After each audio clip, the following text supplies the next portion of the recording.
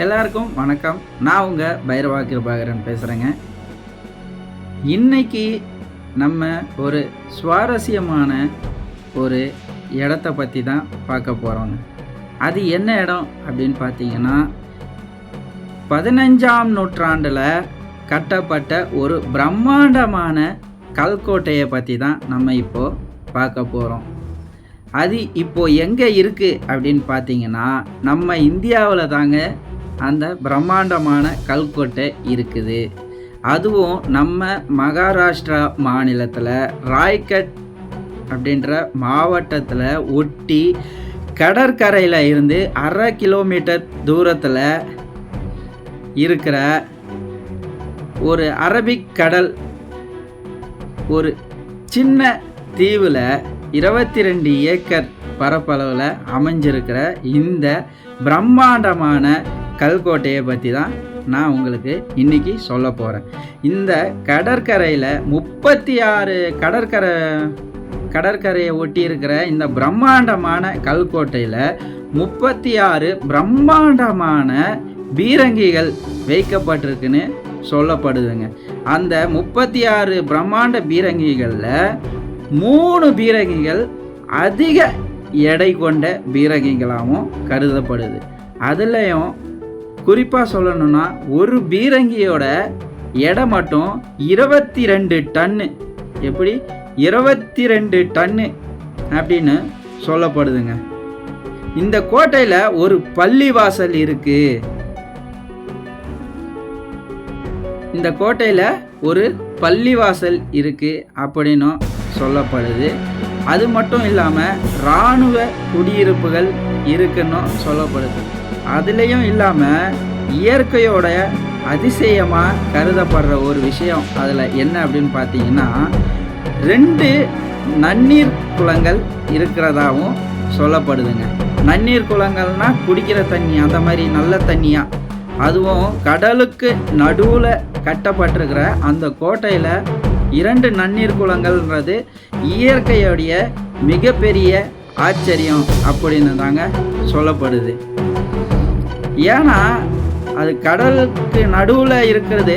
கடல் எவ்வளோ உப்பு தண்ணி கரிக்கும்ன்றது எல்லாருக்குமே தெரிஞ்ச விஷயம். அந்த கடலுக்கு நடுவில் அந்த 2 நன்னீர் குளம் இருக்குன்றது எவ்வளோ பெரிய ஆச்சரியமாக பார்க்க வேண்டிய ஒரு விஷயம் தானுங்க. இந்த கோட்டையை முதல்ல கோழி மீனவர்கள் அப்படின்றவங்களால கட்டப்பட்டதுங்க. 22 ஏக்கர் பரப்பளவில் இந்த கோட்டையை கட்டினது மட்டும் இல்லாமல் எந்த விதமான இராணுவ தாக்குதல்களையும் எதிர்க்கிற அளவில் இருந்தது அப்படின்னு சொல்லப்படுது. இதுக்கு காரணம் சித்தியர்களுடைய சிறப்பான கட்டுமானமே கோட்டையுடைய வலிமைக்கு காரணம் அப்படின்னு சொல்லப்படுது. போர்த்துகீசியர்கள் மற்றும் மராத்தியர்கள் உள்ளிட்டோர் இந்த கோட்டையை கைப்பற்றுவதற்கான அனைத்து முயற்சிகளிலும் இருந்து சித்தியர்கள் தப்பி பிழைத்தாங்க அப்படின்னு தாங்க சொல்லப்படுது. நம்ம எல்லாருக்குமே தெரிஞ்ச மகா சத்ரபதி சிவாஜி அவர்களுடைய தலைமையில் மராத்திய பேரரசு ஆட்சிக்கு வந்தபோது இந்த கோட்டைக்கு சிவாஜிக்கு பெரும் அச்சுறுத்தலாக இருந்தது அப்படின்னு சொல்கிறாங்க. இந்த கோட்டை மேலே மகா சத்ரபதி சிவாஜி அவர்கள் 7 முறை தாக்குதல் நடத்தியிருக்காரு. ஆனால் அந்த 7 தாக்குதல்லையுமே அவர் தோல்வியை தான் கண்டிருக்காரு அப்படின்னு சொல்லப்படுதுங்க. இந்த கோட்டை அவர்கள் அந்த மகா சத்ரபதி சிவாஜி அவர்களுடைய தாக்குதலை முறியடிச்சிருக்குன்னு தாங்க சொல்லணும். அதுக்கப்புறம் அவர் அந்த கோட்டையை கைப்பற்றணும் அப்படின்ற முயற்சியை கைவிட்டுட்டாரு அப்படின்னு சொல்லப்படுது. அதுக்கப்புறம் பார்த்தீங்கன்னா அவருடைய மகன் சம்பாஜி அவர்கள் அந்த கோட்டையை கைப்பற்ற முயற்சி நடத்தியிருக்காரு. ஆனால் அந்த முயற்சியிலையும் தோல்வியை தான் அடைஞ்சிருக்காரு அப்படின்னு சொல்லப்படுதுங்க. இறுதியாக அந்த கோட்டையை 19ஆம் நாள் ஏப்ரல் 1736ஆம் ஆண்டில் மராட்டிய தளபதி சிம்பாஜி அப்பாவின் தலைமையில் மராத்திய பேசவராஜ் ராவின் படைகள் ரிவாஸ் போரில் சித்தியர்களை தோக்கடிச்சு இந்த கோட்டையை கைப்பற்றினாங்க அப்படின்னு சொல்லப்படுதுங்க. அதுக்கு அப்புறமா 1818ஆம் ஆண்டுல 3ஆம் ஆங்கிலேய போர்ல ஆங்கிலேயர்கள் 2ஆம் பாஜிராவை தோற்கடிக்கிற வரை இந்த கோட்டை மராட்டியர்களோட ஆதிக்கத்துல இருந்ததுன்னு சொல்லப்படுதுங்க. இந்த கோட்டையுடைய பெயர் என்ன அப்படின்னு பார்த்தீங்கன்னா, மகாராஷ்டிரா மாநிலத்தில் ராய்கட் மாவட்டத்தில் கட்டப்பட்டிருக்கிற இந்த முருத் ஜான்சி ஜஞ்சிரா கோட்டை பற்றி தான் நான் உங்ககிட்ட இவ்வளவு நேரம் விளக்கிக்கிட்டு இருந்தேன். அந்த கோட்டை இப்போ ஒரு சுற்றுலா தலமாக இருக்குதுங்க அப்படின்னு சொல்லப்படுது. உங்களால் முடிஞ்சால் நீங்களும் அந்த சுற்றுலா தலத்தை போயிட்டு பார்த்துட்டு வாங்க.